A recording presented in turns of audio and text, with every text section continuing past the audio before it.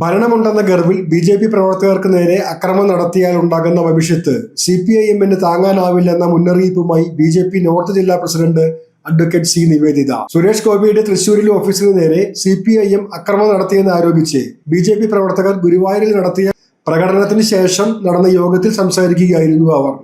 ഇവിടെ ഇനി ഒരിക്കലും ഒരു കേന്ദ്രമന്ത്രിയായിട്ട് ഒരു CPM-കാരനോ ഒരു കോൺഗ്രസ്സുകാരനോ വരാൻ പറ്റില്ല എന്നുള്ളതിന്റെ ഘട്ടമല്ല ഇവർ പറഞ്ഞു തീർക്കുന്നത്. ഇങ്ങനെ കരഞ്ഞു തീർക്കാൻ മാത്രമാണ് ഇനി നിങ്ങളുടെ ആയുസ് ബാക്കിയുള്ളൂ എന്നുള്ളത് നിങ്ങൾ അധികം താമസിയാതെ മനസ്സിലാക്കുമെന്നാണ് പറയാനുള്ളത്. കരഞ്ഞു കരഞ്ഞു കരഞ്ഞു തീർത്തോണം, വീട്ടിലിരുന്ന് തീർത്തോണം.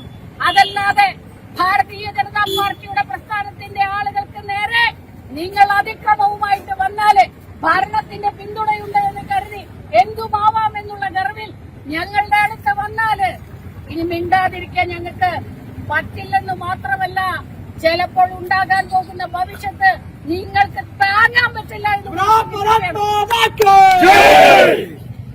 ചൊവ്വാഴ്ച രാത്രിയായിരുന്നു പ്രകടനം. മണ്ഡലം പ്രസിഡന്റ് അനിൽ മഞ്ചറമ്പത്ത് നേതൃത്വം നൽകി.